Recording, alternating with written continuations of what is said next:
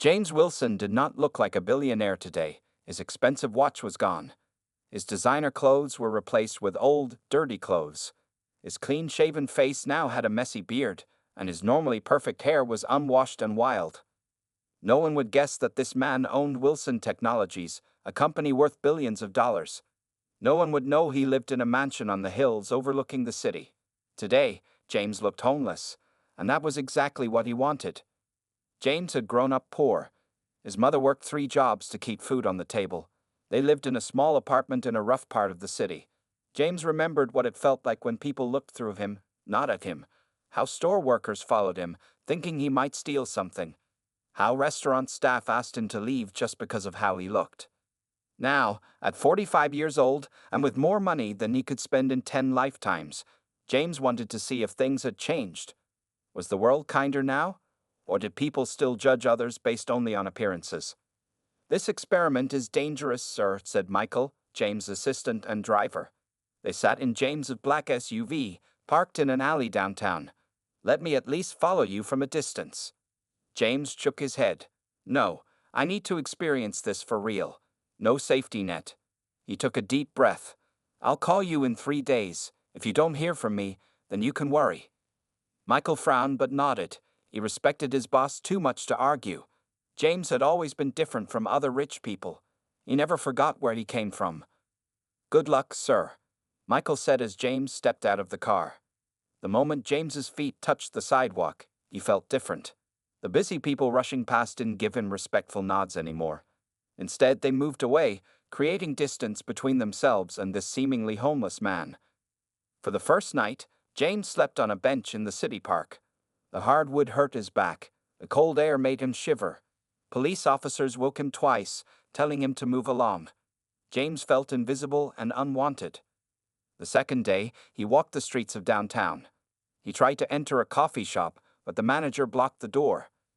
"We don't want your kind here," the man said. "Go to the shelter if you want handouts." James wasn't asking for handouts. He had money in his pocket to pay, but his appearance made people assume the worst about him. By the 3rd day, James was hungry and tired. His experiment was showing him exactly what he feared. The world hadn't changed much since he was poor. People still judged others by their clothes and appearance. That afternoon, James decided to try one more test. He walked toward Fitzgerald's, one of the most expensive restaurants in the city. Ironically, James owned the building where Fitzgerald's was located. He had eaten there many times as a wealthy businessman. The staff knew him well, or they knew the clean, well-dressed version of him. Time to see if money is the only thing that matters in this world, James muttered to himself as he approached the restaurant's fancy entrance. 2 doormen in neat uniforms stood guard. They frowned when they saw James coming. James took a deep breath and walked forward. His heart beat faster. He was nervous, but also curious. How would they treat someone who looked homeless? Would they see the human being behind the dirty clothes? He was about to find out, and the answer would change many lives forever. James stood at the entrance of Fitzgerald's restaurant. The 2 doormen looked at him with cold eyes. One of them, a tall man with gray hair, stepped forward. "Sir, I think you're in the wrong place," he said in a firm voice. "This is a private restaurant." James nodded. "I know what this place is. I want to eat lunch." The doorman exchanged quick glances. The second one, younger with a thin mustache, spoke next. "The restaurant is fully booked today. Perhaps try somewhere else?" James knew this was a lie. It was Tuesday afternoon, the slowest time for Fitzgerald's. He had often come at this hour precisely because it was quiet. "I can wait for a table to open up," James said calmly. "I have money to pay." He reached into his pocket and pulled out a crumpled but clean $50 bill. The sight of money made the doorman hesitate. The older one frowned, then spoke into a small radio clipped to his uniform. "Mr. Parker, we have a situation at the front door." Within minutes, a man in an expensive suit appeared. This was Robert Parker, the restaurant manager. James recognized him immediately. Just last month, Parker had personally escorted James to his favorite table, bowing and smiling the whole time. Today, Parker's face showed only disgust as he looked at James. "What seems to be the problem?" Parker asked the doorman, not even looking directly at James. "This gentleman wants to dine with us," the older doorman explained. Parker finally turned to face James. His eyes moved from James's dirty hair to his worn-out shoes. I'm afraid that won't be possible. We have certain standards here at Fitzgerald's. I have money, James repeated. And I'm hungry. Your sign says you're open for lunch. Parker's face turned red. Listen, we reserve the right to refuse service to anyone. This is a high-class establishment. Our clients pay good money for a certain atmosphere. A few customers walked past them into the restaurant. They stared at James with uncomfortable expressions. What you really mean is that I don't look rich enough to eat here, James said. Don't make this difficult, Parker warned.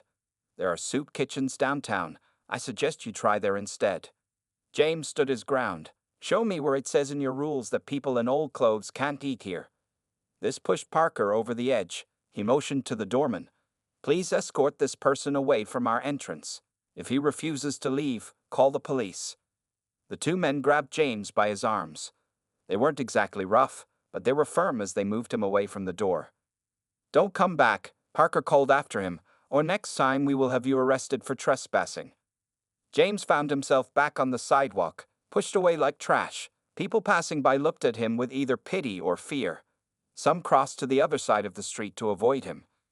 The rejection stung more than James expected. Despite his billions, despite owning the very building they stood in, he was judged only by his appearance. As he walked away, James noticed a young woman watching the whole scene from across the street. Unlike the others, she didn't look away when he met her eyes. Instead, she seemed angry, not at him, but at how he had been treated. The woman took out her phone and appeared to take photos. Then she started walking toward him. James didn't know it yet, but this woman, Sarah Johnson, would play an important role in what happened next. As a local journalist looking for her big break, Sarah had just witnessed something that sparked her curiosity.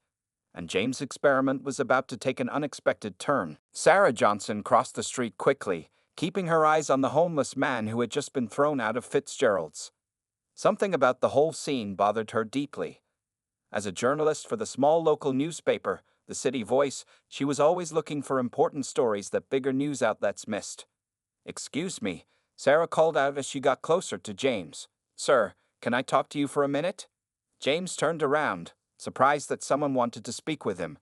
For the past 3 days, most people had pretended he didn't exist. Me? He asked, pointing to himself. Sarah nodded and smiled. She was in her early 30s, with curly black hair and intelligent eyes behind simple glasses. She wore jeans and a plain blue jacket with a small press badge pinned to it. I'm Sarah Johnson from the City Voice newspaper. I saw what happened back there. She motioned toward the restaurant. Would you be willing to talk about it? Maybe over coffee? James hesitated. This wasn't part of his plan. He was supposed to experience life as a homeless person without any help. But he was also curious about this journalist who, unlike everyone else, had approached him with respect. Why you care? James asked. Sarah's expression turned serious. Because what just happened isn't right, and because stories like yours need to be told. After thinking for a moment, James nodded. Coffee sounds good. I'm James. He didn't offer his last name. They walked to a small coffee shop 2 blocks away. It wasn't fancy, but it was clean and warm. When they entered, the cashier looked at James with suspicion, but Sarah's presence seemed to make it acceptable. 2 coffees, please, Sarah said, already taking out her wallet. I can pay, James said. This one's on me, Sarah insisted. Consider it payment for your time. They sat at a corner table.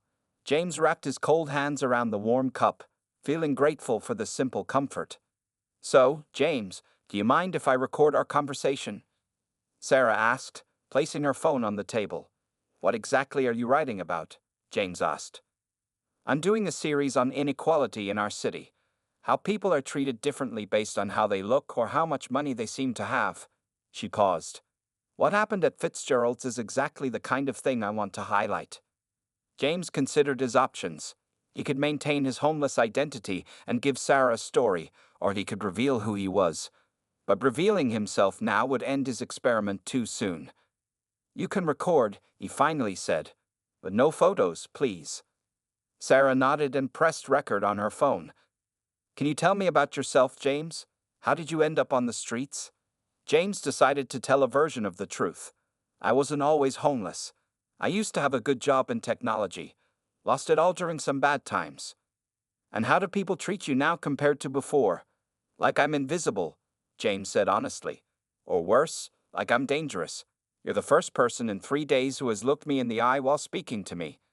As they talked, Sarah took notes in a small notebook. She asked thoughtful questions about his experiences, the places where he'd been welcome and unwelcome. What happened at Fitzgerald's? Is that common? She asked. Very common, James replied. But what makes Fitzgerald's interesting is their hypocrisy. Their website claims they welcome everyone, but clearly, that's not true. Sarah raised an eyebrow. You've seen their website. James realized his mistake. A homeless person wouldn't likely be checking restaurant websites. The library has computers, he said quickly. I try to stay informed. Sarah seemed to accept this explanation. As they finished their coffee, she handed James her business card. I'd like to continue this conversation, James. My article will be better with more of your story in it. James took the card, surprised by how this chance meeting was changing his plans. This journalist might complicate his experiment, but she also offered something valuable, a voice for the voiceless. I'll think about it, he said. As they parted ways outside the coffee shop, neither James nor Sarah knew that their meeting would change both their lives forever. The next morning, James woke up on the hard bench in City Park. His back ached, and the cold had seeped into his bones despite the blanket he had bought from a discount store. 4 days into his experiment, the reality of homelessness was hitting him harder than he had expected. He sat up and reached into his pocket, pulling out Sarah's business card. He had thought about her all night. Something about the young journalist felt genuine. Unlike others who had looked at him with disgust or pity, Sarah had shown real interest in him as a person. James decided to call her. He found a public phone booth, one of the few left in the city, and dialed her number. Sarah Johnson speaking, she answered after 3 rings. It's James, he said, from yesterday. James, her voice brightened. I'm so glad you called. I was hoping to talk more. They agreed to meet at the same coffee shop at noon. This time, when James arrived, Sarah was already waiting with 2 cups of coffee and a bag of sandwiches. I thought you might be hungry, she said simply, without making it seem like charity. James was touched by her thoughtfulness. Thank you, he said as he sat down across from her. As they ate, Sarah explained more about her article series. I've been working on this for months. How the city treats different people differently. But I was missing the perspective of someone actually living on the streets. Happy to help, James said, though I haven't been homeless for very long. Sarah looked at him with curious eyes. You speak differently than most people I interview who live on the streets. You were educated, weren't you? James nodded carefully. I went to college, business degree. Had a good career until things fell apart. This wasn't exactly a lie. James had indeed gone to business school before building his technology empire. What happened? Sarah asked gently. James had prepared a story. Bad investments, divorce, health problems, the usual perfect storm that puts people on the streets. Sarah didn't press further. Instead, she asked about his experiences over the past few days. James told her about being chased away from store entrances, being ignored by hundreds of people walking past, and about yesterday's incident at Fitzgerald's. The interesting thing about places like Fitzgerald's, James said, forgetting to simplify his language, is that they profit from an image of exclusivity while publicly claiming to be welcoming to all. Sarah looked at him with increased interest. That's exactly the kind of insight I need for my article. Would you be willing to try another experiment with me? What kind of experiment? James asked. What if we go to several restaurants today? Different types in different neighborhoods. See how they treat you. I'll observe from a distance and take notes. James considered this. It wasn't his original plan, but it aligned with his goals. You want to use me as a test subject? Not exactly, Sarah said quickly. I want to document the reality you face. People need to see this. After thinking it over, James agreed. They spent the afternoon visiting 5 different restaurants across the city. At a fast food place, the staff watched James suspiciously but served him when he ordered. At a family diner, the host seated him but in a corner far from other customers. 3 higher-end restaurants refused him entry completely. Sarah observed it all, sometimes pretending to be on her phone nearby, sometimes entering after James had been turned away. By evening, she had filled several pages in her notebook. They sat on a park bench as the sun began to set, discussing what they had observed. "Thank you for doing this," Sarah said. "Your experiences will make this article much more powerful." James nodded, feeling a strange connection to this passionate journalist. In his real life as a billionaire, people rarely spoke to him with such honesty. They were too busy trying to impress him or get something from him. "Will you meet me again tomorrow?" Sarah asked. "Yes," James replied without hesitation. His experiment was taking an unexpected turn, but somehow it felt right. "Same time, same place?" Sarah smiled and nodded. As they parted ways, James realized that for the first time in years, someone was seeing him for who he was, not for his money or his power. Over the next 3 days, James and Sarah became an unusual team. Each morning, they would meet at their coffee shop. Sarah would bring breakfast, and James would share news stories from his nights on the streets. Then they would visit different businesses together, testing how people treated a seemingly homeless man. Sarah's notebook filled with stories: the bank security guard who blocked James from entering to use the ATM, the clothing store clerk who followed him around assuming he would steal something, and the many restaurants that refused to serve him. But they'd also documented small kindnesses: an old woman who gave James a sandwich without being asked, a librarian who welcomed him to sit and read all day, and a young store owner who offered him a job washing windows. On their 4th day together, Sarah invited James to visit her small apartment to see the article she was writing. It was a risk for both of them, she letting a seemingly homeless man into her home, and James getting closer to someone who could expose his true identity. "Come in," Sarah said, opening the door to her modest one-bedroom apartment. It was clean but simple, with bookshelves covering one wall and a small desk with a laptop in the corner. James noticed framed journalism awards hanging near her desk. "You're good at what you do," he said. Sarah smiled shyly. "I tried to tell stories that matter. Please, sit down." She made tea while James sat on her well-worn couch. He felt strange in this normal setting after days on the streets. When Sarah returned with 2 cups, she sat beside him and opened her laptop. "I've written the first draft," she said. "I'd like you to read it." The article was titled "Invisible Citizens: How Our City Treats Its Homeless." Sarah had written powerfully about James' experiences without revealing his name. She described the discrimination he faced and connected it to larger issues of economic inequality in the city. "This is excellent," James said after reading it. "When will it be published?" "That's the problem," Sarah sighed. "My editor thinks it's too controversial. He wants me to tone it down, remove the part about Fitzgerald's especially." "Why?" James asked, though he could guess the answer. "Fitzgerald's is owned by Wilson Enterprises. They're powerful in this city. My editor is afraid of making enemies." James struggled to keep his face neutral. Wilson Enterprises was his company, though he typically used management companies with different names to run his restaurant properties. It was strange to hear his business discussed this way. "So what will you do?" James asked. Sarah looked at him with determined eyes. "I'm going to publish it anyway. Maybe not in the City Voice, but somewhere. This story deserves to be told." James felt respect growing for this brave young journalist. In his world of wealth and power, he rarely met people willing to risk their jobs for what they believed was right. "There's something else," Sarah said, her voice becoming more serious.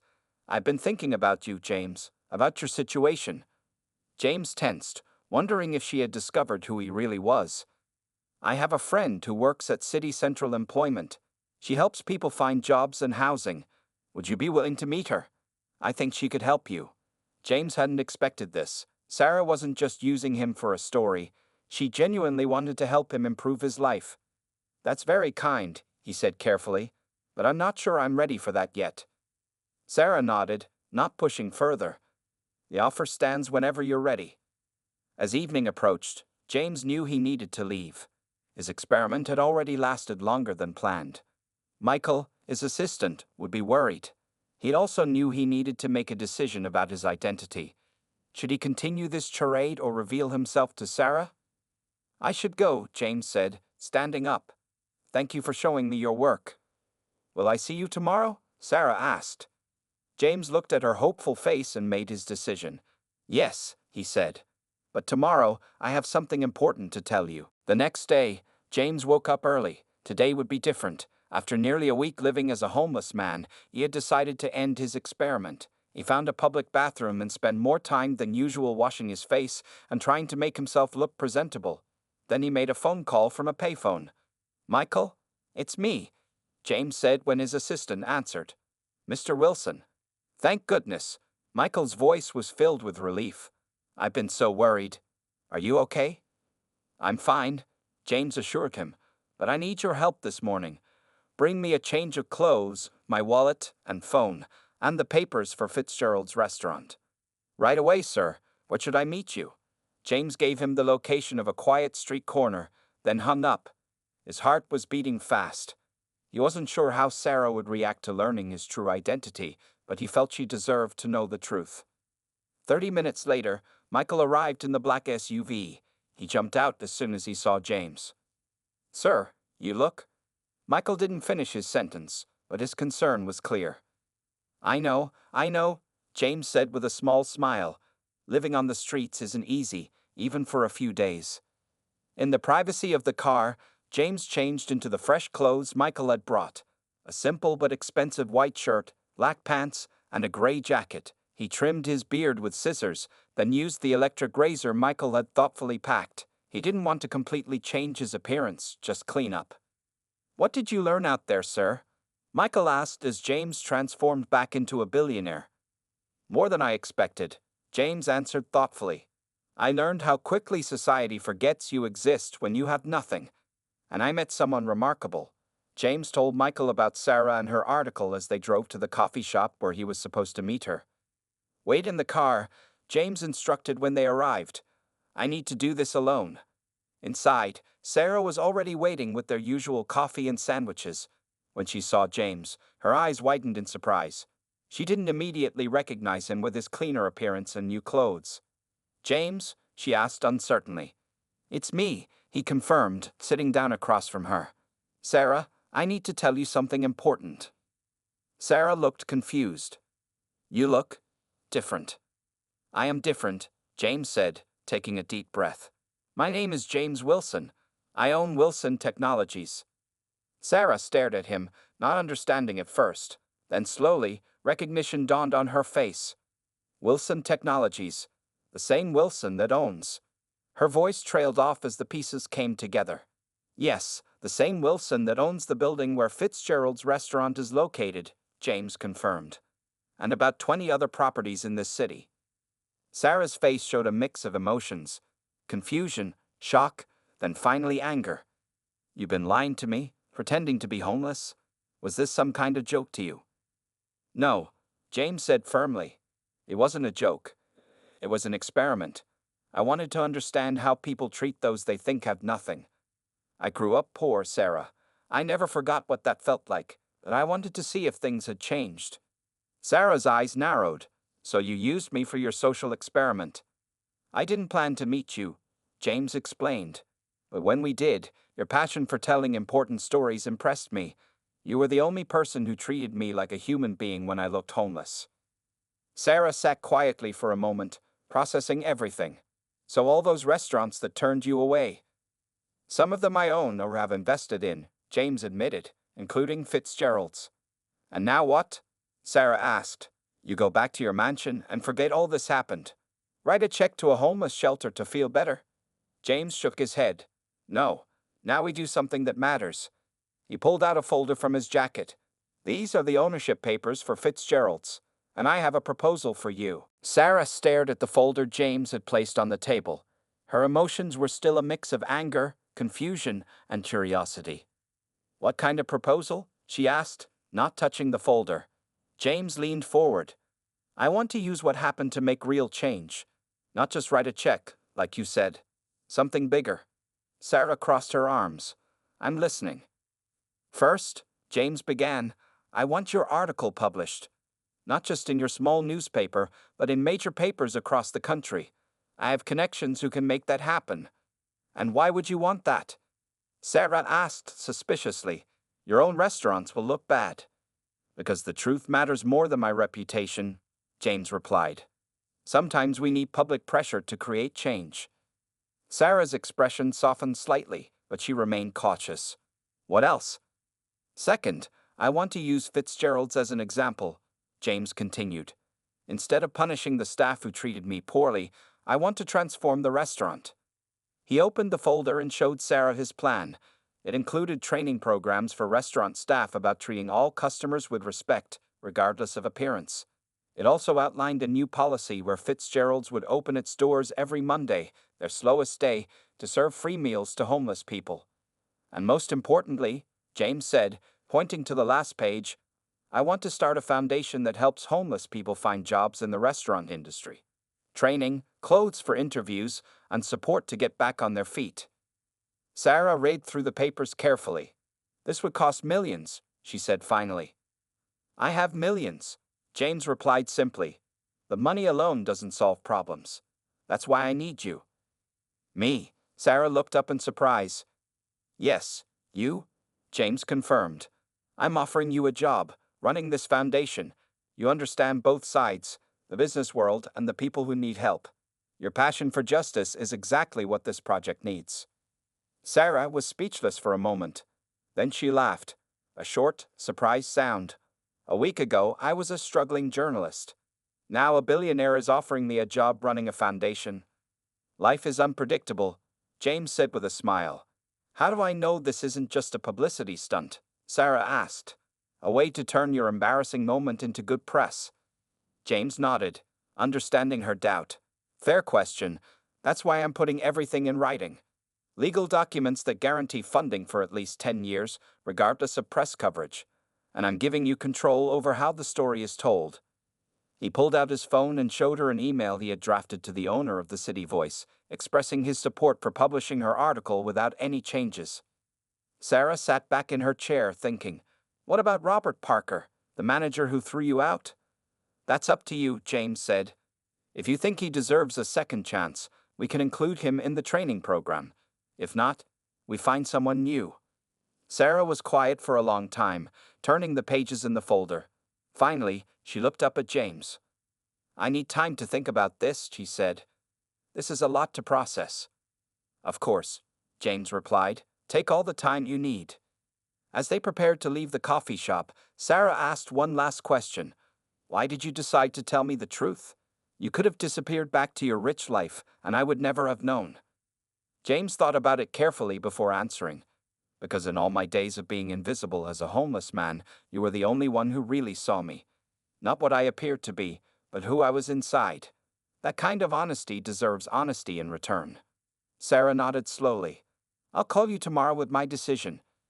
As they parted ways outside the coffee shop, neither knew exactly what would happen next. But both felt that something important had begun, something that might change not just their lives, but the lives of many others too. When James climbed back into his waiting SUV, Michael asked, How did it go, sir? We'll see, James replied, watching Sarah walk away. But I think we might have found the right person to make this work. 3 months had passed since James Wilson revealed his true identity to Sarah. Standing at the entrance of Fitzgerald's restaurant, Sarah couldn't believe how much had changed in such a short time. The sign above the door now read, Fitzgerald's, where everyone belongs. Tonight was the grand reopening, and people from all walks of life stood in line waiting to enter. Inside, Sarah watched as the staff moved efficiently among the tables. Many were new employees, people who had once been homeless themselves but had completed the training program at the Wilson Foundation for Equal Opportunity. Nervous, asked a familiar voice behind her. Sarah turned to see James, dressed in a simple but elegant black suit. Unlike his usual business attire, tonight he wore no tie and kept his appearance approachable. A little, Sarah admitted, but mostly proud. James nodded, looking around at what they had accomplished together. After Sarah had accepted his offer, they had worked tirelessly to make their vision reality. The restaurant had been closed for 6 weeks for renovations and staff training. The new design made the space feel welcoming to everyone while still maintaining its elegance. The menu now offered meals at various price points, making it accessible to more people. There's Robert, James said, pointing to the former manager who had once thrown him out. Robert Parker had almost lost his job when the story broke. Sarah's article, published in the City Voice and later picked up by national newspapers, had caused a sensation. The video of James being escorted out had gone viral online after a customer shared footage from that day. But instead of firing Robert, James and Sarah had offered him a choice: leave with a good recommendation or stay and help lead the change. To everyone's surprise, Robert had chosen to stay. "He's actually been one of our hardest workers," Sarah said, watching Robert warmly welcome an elderly couple who arrived in simple clothes. People can change when given the chance. The most controversial part of their plan had been Community Monday, when the restaurant served free, high-quality meals to homeless individuals. Many business owners in the area had opposed the idea, fearing it would bring undesirable elements to the neighborhood. But after 3 successful Mondays, even the critics had to admit that the program was working well. Many homeless guests had signed up for job training programs after their meals, and the regular restaurant customers who volunteered on Mondays reported feeling more connected to their community. Mr. Wilson, Ms. Johnson, called a voice. They're ready for the speech. James and Sarah moved to the small platform at the front of the restaurant. The room fell quiet as James stepped up to the microphone. 6 months ago, I walked into this restaurant looking homeless, James began. I was thrown out and treated as less than human. The crowd listened intently as James told his story, how his experiment had led to meeting Sarah, and how together they had created something new. But this isn't about me, James continued. It's about all of us and how we see each other. It's about looking beyond appearances to see the human being inside. He gestured to Sarah to join him. None of this would have happened without this remarkable woman. Sarah saw the truth when others didn't, and had the courage to tell that truth even when it wasn't easy. Sarah stepped forward. The Wilson Foundation has already helped 23 people find permanent jobs and housing. Tonight, many of them are serving you or cooking your meals. The crowd applauded as several staff members waved from their positions around the restaurant. This is just the beginning, Sarah continued. Next month, we open our second location across town. By the end of the year, we hope to have 5 restaurants participating in our program citywide. As the celebration continued into the night, James found a quiet moment with Sarah near the kitchen. "Did you ever imagine this outcome when you followed that homeless man out of a restaurant?" he asked with a smile. Sarah shook her head. "Never, but it proves something I've always believed, that one small act of kindness, one moment of seeing someone who feels invisible, can change everything." Outside, the city lights shone brightly as people of all backgrounds enjoyed a meal together, each one visible, each one valued, each one human.